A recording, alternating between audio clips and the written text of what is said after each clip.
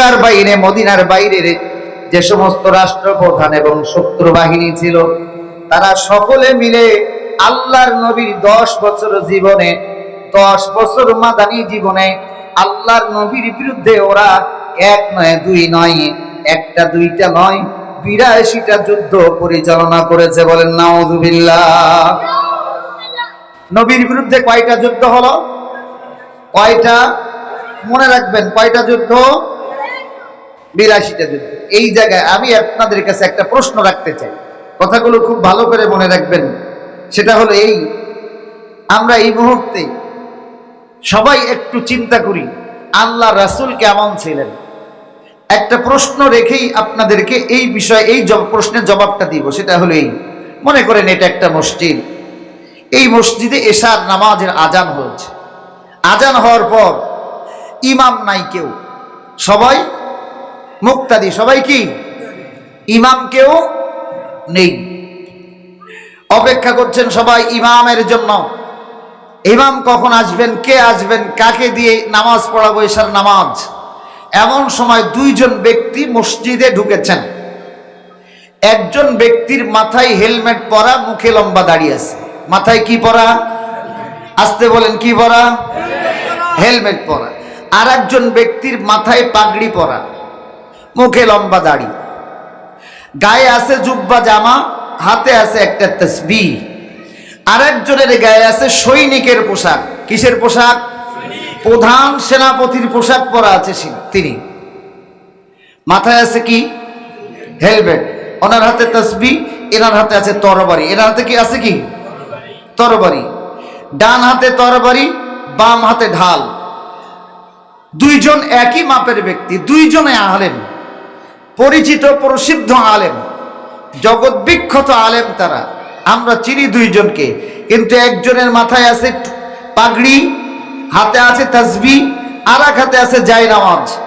আর একজনের গায়ে আছে, আর একজনের মাথায় আছে হেলমেট, এক হাতে আছে তরবারি, আর এক হাতে আছে ঢাল, গায়ে আছে সৈনিকের পোশাক, ওনার গায়ে হলো লম্বা জামা, জুব্বা জামা। এখন ইমাম হিসেবে আমরা কাকে নিযুক্ত করব বলেন? লম্বা জামা, জুব্বাওয়ালা, তাসবিহওয়ালা, জায়নামাজওয়ালা। এলেম দিয়ে যদি মাপা হয় তাহলে দুইজন এলেমে সমান, কিন্তু একজনের মাথায় হেলমেট থাকার কারণে আমরা মুসলমান ইমাম হিসেবে তাকে পছন্দ করতে পারলাম না। পাগড়িওয়ালা দেখে আমরা তাকে ইমাম হিসেবে পছন্দ করে নিলাম, ঠিক না বে ঠিক? আমার বন্ধুরা, গায়ে আছে সৈনিকের পোশাক, এই জন্যে আমরা তাকে ইমাম হিসেবে নিযুক্ত করতে পারলাম না।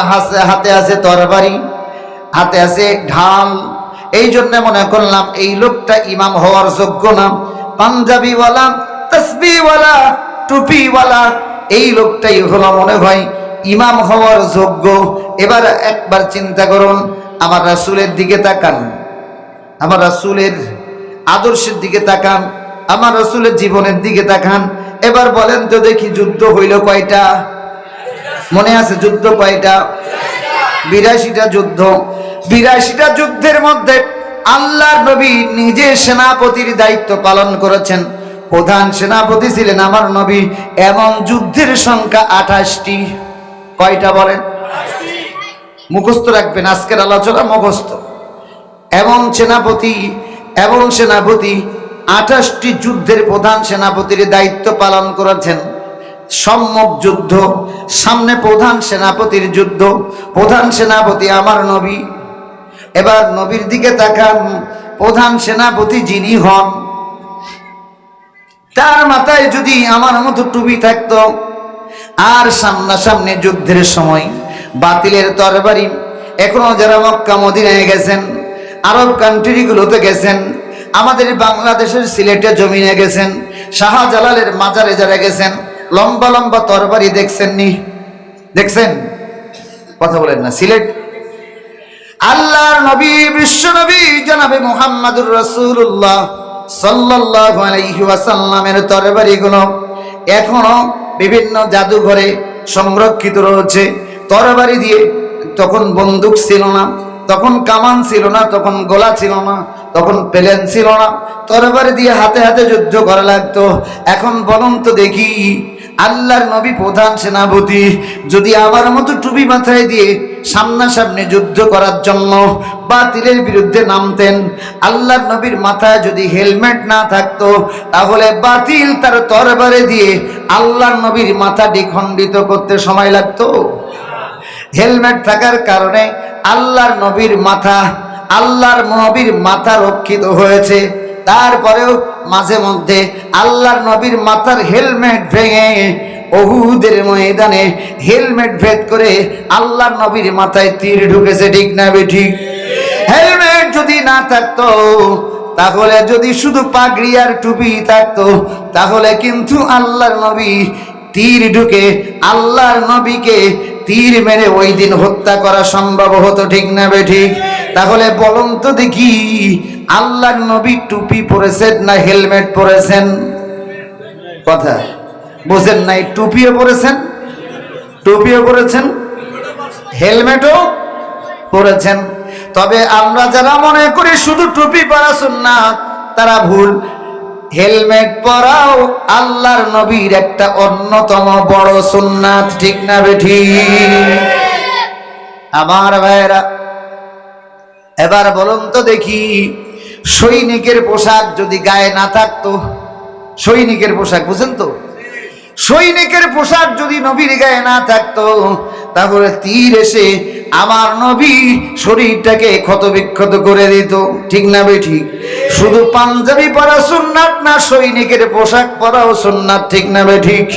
আমার ভাইরা, হাতে তাসবিহ যদি নিয়ে যেতেন আল্লাহর নবী, তরবারি যদি আবার হাতে না থাকতো, নবীর হাতে না থাকতো, তাহলে সেনাপতির দায়িত্ব পালন করা কি সম্ভব হতো?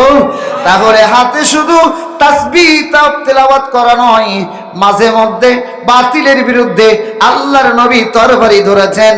উম্মতের জন্য বাতিলের বিরুদ্ধে প্রয়োজন হলে তরবারি নিয়ে ময়দানে নামা সুন্নাত আছে না নাই? আমার ভাইরা, বাম হাতে আল্লাহর নবীর ঢাল। আমার ভাইরা, এই ঢাল দিয়ে বাতিলের হাতে যত আঘাত এসেছে, আল্লাহর নবী বাম হাত দিয়ে তরবারি যেমন ঠেকিয়ে দিয়েছেন, ডান হাত দিয়ে তেমন আবার আক্রমণ করেছেন। তাহলে বাম হাতে শুধু জায়নামাজের দরকার আছে, কিন্তু আল্লাহর নবীর হাতে জায়নামাজ যেমন ছিল, পাশাপাশি ঢালও ছিল, ঠিক না বেঠিক? আমার ভাইরা, তাহলে এই কথাগুলো, এবার আসুন, আমরা এই যুগে এসে যদি ওই দাড়িওয়ালা টুপিওয়ালা জুব্বার ইমাম নিযুক্ত করলাম, আর ওই ঢাল আর সৈনিকের পোশাক পরা জুব্বাওয়ালা, আমার ভাইয়েরা, এরকম তরবারিওয়ালা ঢালওয়ালা একটা লোককে যদি মসজিদে এই সময় দেখতাম বিগত 15.5 বছরে কোনো সময়, তাহলে আমাদের মতো দাড়িওয়ালা টুপিওয়ালা সভাপতি ওরা মামু বাড়ি ফোন দিত, ঠিক না বেটি? বুঝেন নাই মনে হয়? মামু বাড়ি ফোন দিয়ে বলতো, আমাদের মসজিদে একজন হরকাতুল জিহাদের লোক জঙ্গি এসে হাজির হয়েছে, এই মসজিদে জঙ্গিদের আস্তানা করার জন্য আসন নিয়ে যান, ঠিক না বেটি? যারা ওনাকে ইমাম নিযুক্ত করত, ওই হেলমেটওয়ালা, ওই তরবারিওয়ালা ঢালওয়ালা লোকটাকে, আমার ভাইয়েরা, এরকম লোক নিয়ে আল্লাহর নবী 1 নয় 2 নয় 313 জন, কতজন? 313 জন লোক নিয়ে আল্লাহর নবী সর্বপ্রথম মোকাবেলায় গেলেন বদরের প্রান্তরে। কোন জায়গায়? বদরের প্রান্তরে। যাদের হাত দিয়ে ইসলাম আজকে আমরা পেয়েছি, যাদের ত্যাগের বিনিময়ে ইসলাম আমরা পেয়েছি, সেই সাহাবীরা হলেন বদরের সাহাবী, ঠিক না বেঠিক? এই বদরের সাহাবী যারা ছিলেন, প্রত্যেকের মাথায় হেলমেট, প্রত্যেকের হাতে তরবারি, প্রত্যেকের হাতে ছিল আল্লাহর নবীর ঢাল। আমার ভাইয়েরা, বন্ধুরা, বলেন তো দেখি, ওই ঢাল, ওই তরবারি, ওই হলো হেলমেটওয়ালা 313 জন মুসলমান যদি আজকে কোনো মসজিদে থাকে, আজকের সময়ে যদি কোনো মসজিদে থাকে, তাহলে বাংলাদেশে ওই নাস্তিকরা বিদায় নেওয়ার পরেও এখন যারা অবশিষ্ট রয়েছে, এরা বলবে ওই জায়গাটা জঙ্গি রাষ্ট্র, ওই জায়গাটা জঙ্গি মসজিদ, ওখানে রেড দেওয়া দরকার আছে না নাই? এরকম বলার লোক আছে না নাই? আমার ভাইরা, আমার বন্ধুরা, আল্লাহর নবী, বিশ্ব নবী জনাবে মুহাম্মদুর রাসূলুল্লাহ সাল্লাল্লাহু আলাইহি সাল্লাম যুদ্ধ করেছেন ৮২টি, তার মধ্যে ২৭টি যুদ্ধের সেনাপতি আমার নবী। এখন বলুন তো দেখিয়া, ২৭ থেকে ২৮টা যুদ্ধের সেনাপতি। বদর যুদ্ধ শুরু হলো আল্লাহ রাসূল মদিনায় হিজরতের ১ বছর পরে। কয় বছর? 1 বছর পরে। তাহলে প্রথম সেনাপতি বদরের যুদ্ধে, এখান থেকে নিয়ে ২৭টা ধরেন, 1 বছর বাদ দিলে থাকে কয় বছর? 10-এর থেকে 1 বাদ দেন, কত? 9। 9 বছরে ২৭টা। তাহলে বছরে কয়টা করে যুদ্ধ হয়েছে আল্লাহ রাসূলের? 3টা যুদ্ধের সেনাপতি বছরে আল্লাহ নবী। কয়টা? 3টা যুদ্ধের সেনাপতি। এখন যুদ্ধ যদি 3 মাস করে হয়, যুদ্ধ যদি 3 মাস করে হয়, তাহলে রাসূল যুদ্ধের ময়দানে কয় মাস? 3 তিরিকে 9 মাস। এবার আসেন, আল্লাহ রাসূলের জীবনের সবচেয়ে গুরুত্বপূর্ণ যুদ্ধ হল যেমন বদর, সবচেয়ে রিস্কের যুদ্ধ হল আহজাবের যুদ্ধ। কোন যুদ্ধ? আহজাবের যুদ্ধ। আহজাব হিজবুন থেকে, আহজাব অসংখ্য বাহিনীর নেতৃত্বে মদিনার উপরে আক্রমণ। এই যুদ্ধের নাম হলো আহজাবের যুদ্ধ। মদিনার বাইরে যত শক্তি আছে, সকল সম্মিলিত শক্তি মিলে মদিনার উপরে আক্রমণ করার জন্য যে যুদ্ধটি হয়েছিল, সেই যুদ্ধের নাম হলো আহজাবের যুদ্ধ। এই যুদ্ধে চতুর্দিক থেকে মদিনার উপরে আক্রমণ করবে। মদিনার 3 দিক, পূর্ব, পশ্চিম এবং দক্ষিণ, 3 দিকে পাহাড় আর গাছগাছালি দিয়ে ভরা। এই জন্য এই 3 দিক থেকে আক্রমণ করার সুযোগ নাই, আছে উত্তর দিক থেকে। এখন ওদের সৈন্যবাহিনীতে কমপক্ষে 10,000 সৈন্য। কয় হাজার? আর মুসলমানদের সৈন্য সংখ্যা মাত্র 3,000। মাত্র কয় হাজার? 3,000। ওরা কয় হাজার? তাহলে মুসলমানদের তুলনায় ওরা কত? 3 গুণেরও বেশি। এখন প্রবেশ করার রাস্তা মাত্র একটাই। এই রাস্তা দিয়ে ওরা প্রবেশ করে মদিনাকে একবার সমূলে উৎপাটন করে দিবে। ইসলাম বলতে কিছু থাকবে না। মুহাম্মদ সাল্লাল্লাহু আলাইহি ওয়াসাল্লামের সাথী সঙ্গী যারা রয়েছে, সকলের আন্ডা বাচ্চা সুদ্ধা সব পৃথিবী থেকে বিদায় করে দেবে, যেন কোরআনের কথা আর দুনিয়ার কোথাও না বলতে পারে। এই চক্রান্ত করে, এই সিদ্ধান্ত নিয়ে মদিনায় আক্রমণ করার জন্য 1 নয় 2 নয়, সম্মিলিত বাহিনী মিলে 10,000 সৈন্য নিয়ে মদিনায় আক্রমণ করবে সিদ্ধান্ত নিয়েছে। বিশ্বনবী জনাবে মুহাম্মদুর রাসূলুল্লাহ সাল্লাল্লাহু আলাইহি ওয়াসাল্লাম সাহাবীদেরকে নিয়ে পরামর্শে বসলেন, কি করা যায়, কি করা যায়। এবার এই পরামর্শ যখন চলতেছে, তখন এরা মিলে আবার মদিনার ভিতরে থাকা যে ইহুদি, যারা এতদিন আল্লাহ রাসূলের সাথে চুক্তিবদ্ধ ছিল, তাদের সাথে গোপনে যোগাযোগ করতেছে, যেন মদিনার ভিতর থেকেও মুসলমানদের উপরে আক্রমণ করা যায়। আমার ভাইরা, সে খবর রাসূলের কাছে এসেছে। আল্লাহর নবী সিদ্ধান্ত করলেন কি করা যায়, কি করা যায়। সাহাবীদেরকে নিয়ে পরামর্শে বসলেন, কিভাবে কি করা যায়। 10,000 সৈন্য, প্রবেশ পথ একটাই। এই পথ দিয়ে ওরা যদি প্রবেশ করে, চতুর্দিক থেকে প্রবেশ করলে একটা সুবিধা ছিল, কিন্তু তা সম্ভব নয়। একটা পথ দিয়ে প্রবেশ করবে, 10,000 সৈন্য একসাথে প্রতিরোধ করা সম্ভব হবে না। কি করা যায়, কি করা যায়। আল্লাহর নবী, বিশ্ব নবী যখন চিন্তা করছিলেন, পরামর্শ নিচ্ছিলেন, রাসূলের বয়স্ক সাহাবী, নাম তার সালমান ফার্সি। কি নাম বলেন? পরামর্শ দিলেন, ইয়া রাসূলুল্লাহ, মদিনার উত্তর পাশটাকে আমরা রক্ষিত করতে পারি, সুরক্ষিত করতে পারি, একটা উপায় অবলম্বন করা যায়। কয় কি সেটা? সেটা হলো, এই যে ঘোড়াগুলো লাফ মেরে মদিনায় আসবে, একটা ঘোড়া যতদূর লাফ দিতে পারে, তাছাড়া 2 ফুট থেকে 3 ফুট লম্বা করে, 3 ফুট চওড়া করে, আর মদিনার ঢোকার যে পথটা, এই দীর্ঘ পথে এতটা চওড়া করে একটা ঘোড়া লাফ দিতে পারে 9 ফিট, আমরা 12 ফিট চওড়া করে একটা গর্ত করব। কয় ফিট? 12 ফিট। 12 ফিট চওড়া করে একটা গর্ত করব। মদিনায় ঢোকার যে পথটা, প্রবেশের যে পথটা, বরাবর এই পথটা আমরা এতটা চওড়া করে গর্ত করব। আর গভীরতা এতটাই হবে, একটা ঘোড়া গর্তের ভিতরে পড়বে লাফ দিয়ে, যদি রিস্ক নিয়ে পড়েও গর্তের ভিতরে যদি লাফ দেয়, তাহলে গর্তে লাফ দিয়ে ঘোড়া এবং ঘোড়ার সওয়ারি সহ তারাও ওখানে শেষ হয়ে যাবে। এরকম গভীর করে আমরা একটা গর্ত খুঁড়লে মদিনা সুরক্ষিত। আল্লাহ রসুলের কাছে পছন্দ হলো পরামর্শটা, গর্ত খোঁড়া শুরু হয়ে গেল। মদিনার সকল মানুষ, ইহুদি খ্রিস্টানরা বাদে সকল মুসলমান এসে গর্ত খুঁড়তে শুরু করলেন। উদ্দেশ্য হলো দিন কায়েম করা। উদ্দেশ্য কি? দিন কায়েম করা। এখন এই দিন কায়েম করার আন্দোলনের অংশ হলো গর্ত খোঁড়া। এইটা যুদ্ধের নাম হলো খন্দকের যুদ্ধ। এই যুদ্ধে আল্লাহ রাসূল গর্ত খোঁড়া শুরু করলেন সাহাবীদেরকে নিয়ে। 1 নয় 2 নয়, 2 মাস থেকে 3 মাস এই যুদ্ধ লম্বা হলো। যুদ্ধে মুসলমানরা বিজয় লাভ করলেন, কাফেররা পরাজয় বরণ করলো, ফিরে গেল। আমি এই যুদ্ধের ইতিহাস বলার জন্য বলছি না। 3 মাস পরে আল্লাহ রসুল সাল্লাল্লাহু আলাইহি ওয়াসাল্লাম রাতের বেলায় সাহাবীদেরকে নিয়ে মদিনায় ফিরে এসেছেন। যুদ্ধ শেষ।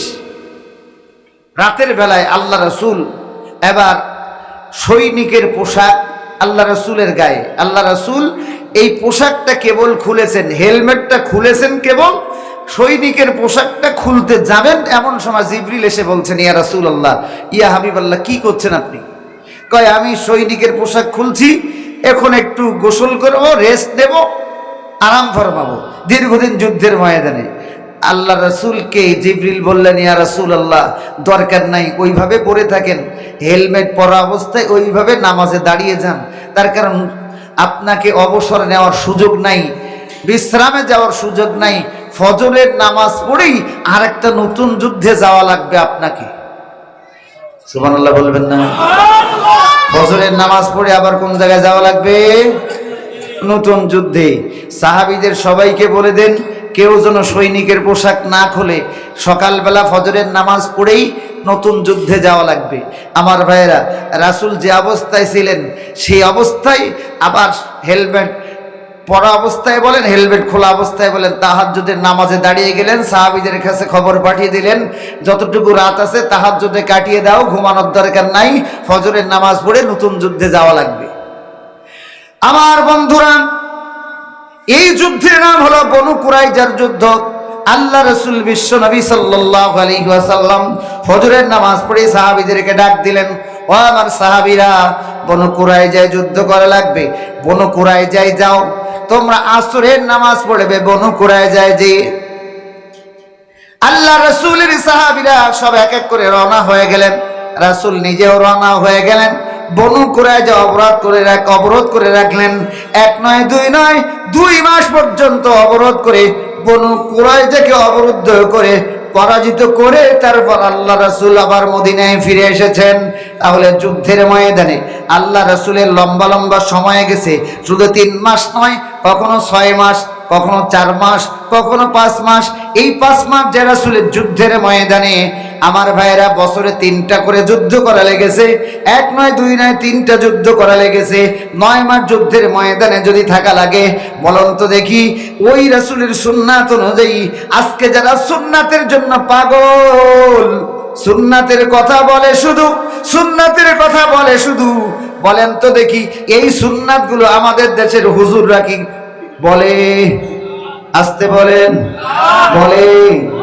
এবার বলুন দেখি, ইমাম সাহেব যদি আমরা এই হেলমেটওয়ালা, সৈনিকের পোশাকওয়ালা, তরবারিওয়ালা আর ঢালাওয়ালা লোকটাকে যদি ইমাম নিযুক্ত করতে পারতাম বাংলার জমিনে, তাহলে বাংলার জমিনে নাস্তিক মুরতাদ দূরের কথা, নাস্তিকতা করার চিন্তা কারোর করা সম্ভব ছিল? আমার ভাইরা, আমার বন্ধুরা, এটাই হলো রাসূলের জীবন।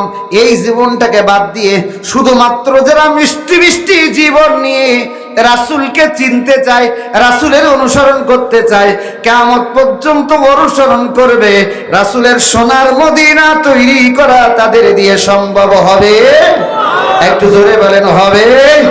এবার আসুন, আমার রাসূলকে আল্লাহ আদেশ দিলেন। আমি শুধু ওই আয়াতটার গুরুত্ব, প্রয়োজনীয়তা বোঝাবার জন্যে এত পর্যন্ত বললাম। এবার আসুন, যে আয়াতখানি আমি তেলাওয়াত করলাম কোন সূরার মনে আছে আপনাদের? কত নাম্বার? এই আয়াতটা কিন্তু স্পেশাল রাসূলের জন্য শুধু ছিল না, সকল পয়গম্বরের জন্য ছিল। এবার আসুন, আমার রাসূলের জন্য এই স্পেশাল আয়াত কি আল্লাহ দিলেন? স্পেশাল দিন কায়েমের আন্দোলন করা, দিন প্রতিষ্ঠা আন্দোলন করা, এ ব্যাপারে স্পেশাল কোনো আয়াত কোরআনে আছে কিনা আমরা এবার দেখব। আসুন সূরা সফ, কোন সূরা বলেন, কোন সূরা? সূরা সফ। আমার সাথে পারলে তেলাওয়াত করেন। আল্লাহ বলছেন, হুয়াল্লাযী আরসালা রাসূলাহু বিল হুদা ওয়া দীনিল হক লিইয়ুযহিরাহু আলাদ-দীনি কুল্লিহি ওয়ালাউ কারিহাল মুশরিকুন।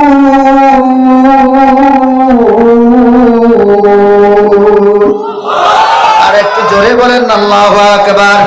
আল্লাহ বললেন তিনি সেই মহান সত্তা যিনি তার বান্দাকে দ্বীনি হক সহকারে পৃথিবীতে প্রেরণ করেছেন। দ্বীনি হক সহকারে পৃথিবীতে প্রেরণ করেছেন, এই জন্য প্রেরণ করেছেন লিইয়ুযহিরাহু আলাদ-দীনি কুল্লি, দ্বীনকে প্রতিষ্ঠিত করা, দ্বীনকে বিজয়ী করা, দ্বীনকে গালিব করা অন্য সকল দ্বীনের উপরে, অন্য সকল দ্বীনের উপরে। আল্লাহ আবারও এখানে বললেন ওয়ালাউ কারিহাল মুশরিকুন। ওই আয়াতে মুশরিকদের কথা ছিল, এই আয়াতে মুশরিকদের কথা। আল্লাহ এবার বললেন নবী, মুশরিকরা যতই রক্তচক্ষু দেখাক না কেন, ওরা যত গরম হোক না কেন, ওদের গায়ে যত জ্বালা চড়ুক না কেন, ওরা যত হামলা মামলা আর যত রকম আওয়াজ করুক না কেন, ষড়যন্ত্র চক্রান্ত করুক না কেন, নবী দ্বীন কায়েমের এই আন্দোলনের দায়িত্ব দিয়ে আপনাকে পৃথিবীতে পাঠিয়েছি, এই দায়িত্ব আপনার পালন করা লাগবে।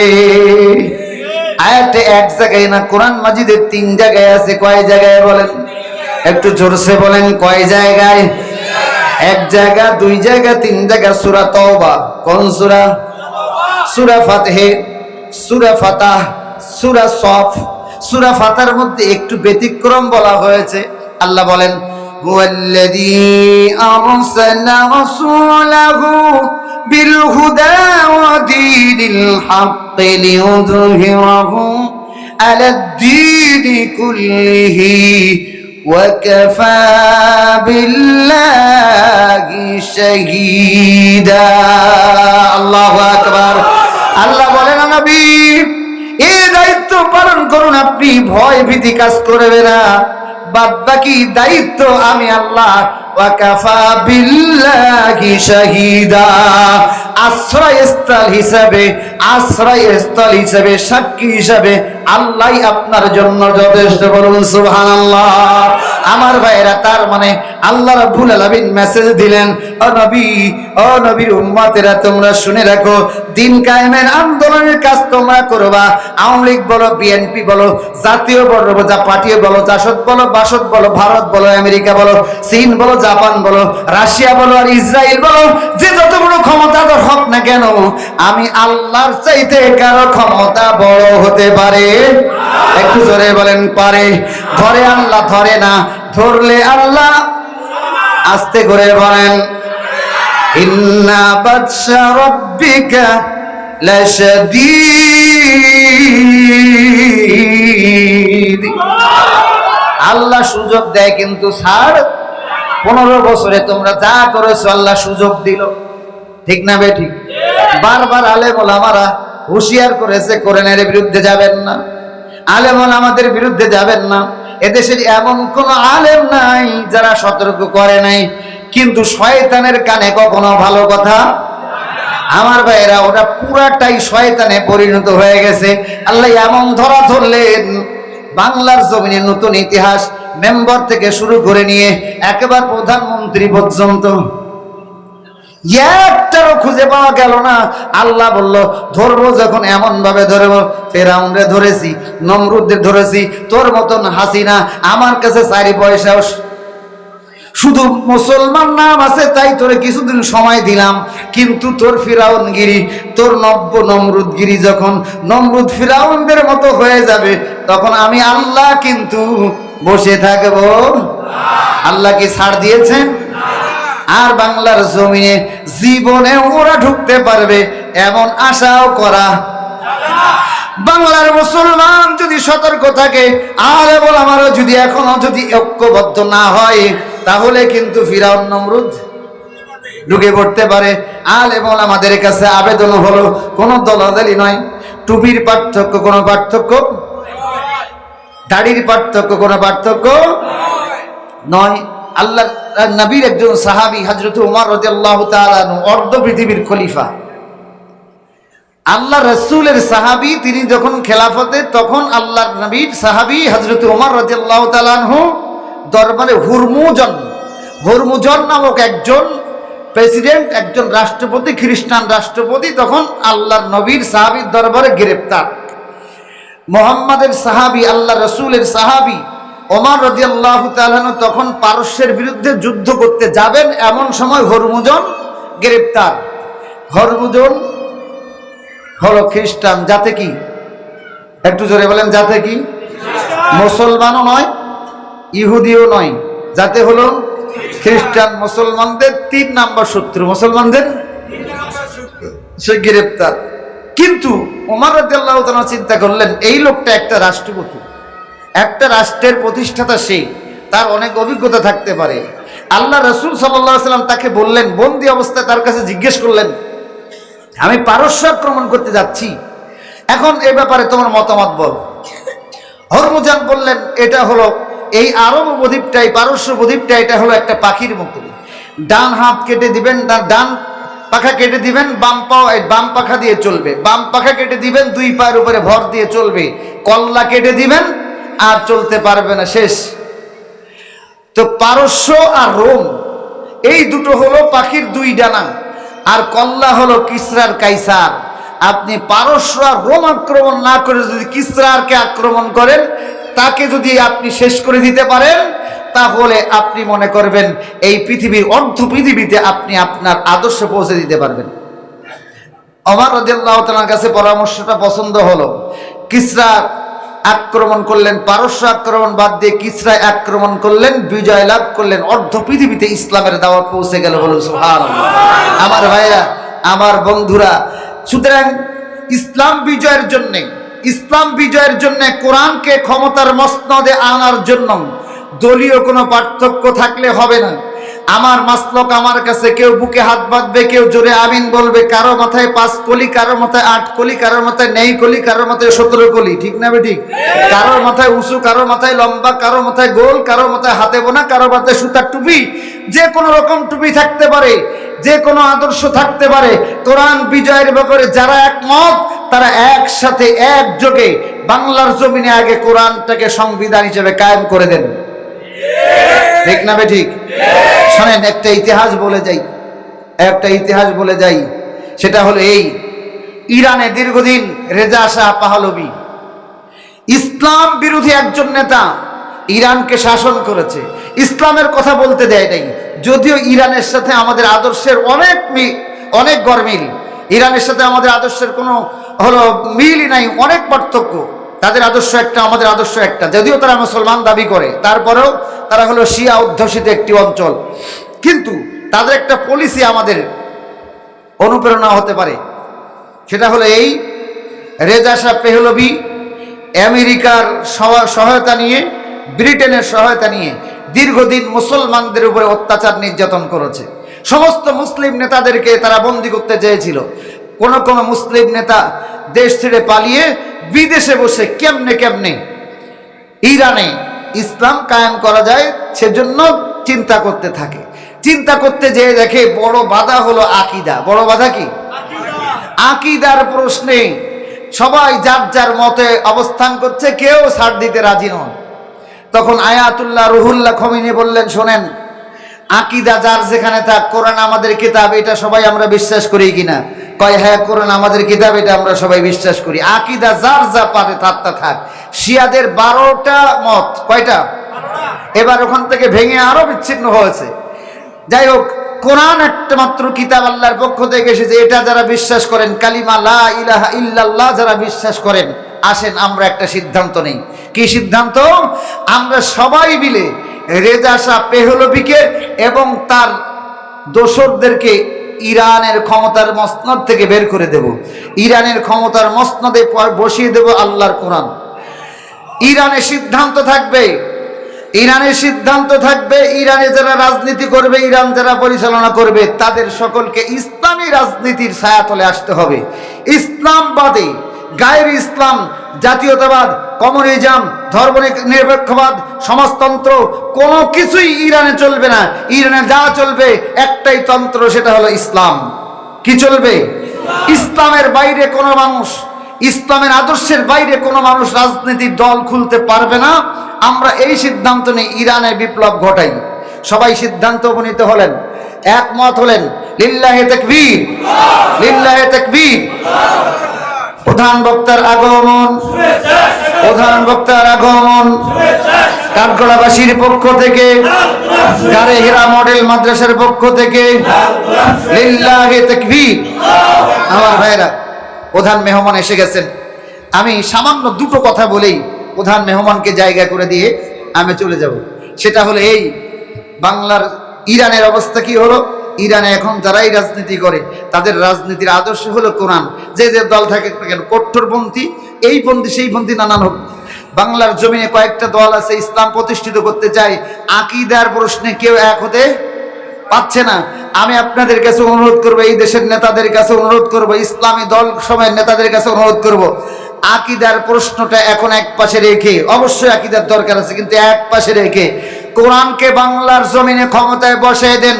আর সিদ্ধান্ত নেন, কোরআনের বাইরে যারা থাকবে আমরা বাংলার জমিন থেকে তাদেরকে আওয়ামী লীগের মতো চিরজনমের মতো ছাড়া করে দেব। আগামী সংসদ নির্বাচন আসতেছে, এই নির্বাচনে যদি আমরা ঐক্যবদ্ধ না হতে পারি, বাতিল যদি আবার জায়গা করে নেয়, আমরা বিগত 50 বছর নির্যাতিত হয়েছি, আর কত বছর নির্যাতিত হবে তার কোনো ঠিক নাই। আল্লামা সাঈদী বলেছিলেন, উত্তর গগনে কালো মেঘ দেখা যাচ্ছে, কখন এই মেঘ সরে যাবে বলার উপায় নাই। আজকে যদি বাংলার জমিনে আলেমা ঐক্যবদ্ধ হয়ে কোরআনের শক্তি, কোরআনের পক্ষের শক্তি যদি ঐক্যবদ্ধ না হতে পারে, বাতিল আবার মাথায় উঠে পড়তে পারে। সেজন্য আগামী নির্বাচনে ইসলামের পক্ষে, কোরআনের পক্ষে, আল্লাহর দ্বীনকে প্রতিষ্ঠার জন্য সকলকে ঐক্যবদ্ধ হতে হবে। ঠিক না বেটি? কোরআনের পক্ষে আন্দোলন করেন, কোরআনের পক্ষের শক্তিকে ময়দানে নামিয়ে কোরআনের দ্বীন, কোরআনের রাজ কায়েম করার জন্য জীবন দিতে হলে ময়দানে নামতে রাজি আছেন? কারা কারা দুই হাত উঁচু করে আল্লাহকে দেখা।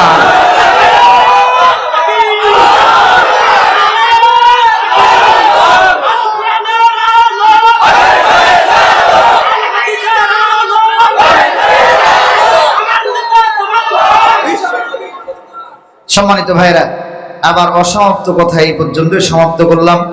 আগামী বছর যদি আবার দেখা হয়, আগামী বছর 2 দিন ব্যাপী হবে এই মাহফিলটা হাই স্কুল মাঠে, ইনশাআল্লাহ। আপনারা সবাই আসবেন তো? 3 দিন 3জন করে মুফাসসির থাকবেন, বড় করে আয়োজন করা হবে। বাংলাদেশের একেবারে জাতীয় পর্যায়ের আলেমদেরকে রাখা হবে ইনশাআল্লাহ। রবিউল, আমার ভাতিজা যে রবিউল আছে গাড়েহেরা মাদ্রাসার যিনি উদ্যোক্তা, আমার ভাতিজা, এখানে আমার গ্রামের অনেক মানুষ আছে। আল্লাহ রাব্বুল আলামিন এই যে সাতক্ষীরার জমিনটাকে ইসলামী আন্দোলনের উর্বর ভূমি এটা করেছেন আল্লাহ দয়া করে। আমি আপনাদেরকে কথা দিয়ে যাচ্ছি, সাতক্ষীরা থেকে আগামী সংসদ নির্বাচনে সাতক্ষীরা 4টা আসন, কয়টা? 4টা আসন থেকে 4 জন আলেমকে আমরা সংসদে পাঠাবো ইনশাআল্লাহ। আপনারা যে যে জেলার আছেন সিদ্ধান্ত নেন, আমাদের জেলা থেকে যে কয়টা আসন আছে সব কয়টা আসন থেকে কোরআনের পক্ষের লোকদেরকে ক্ষমতায় পাঠাবো ইনশাআল্লাহ। আল্লাহ পাক আমাদেরকে কবুল করুন, আমার জন্য দোয়া করবেন। আসসালামু আলাইকুম ওয়া রাহমাতুল্লাহ।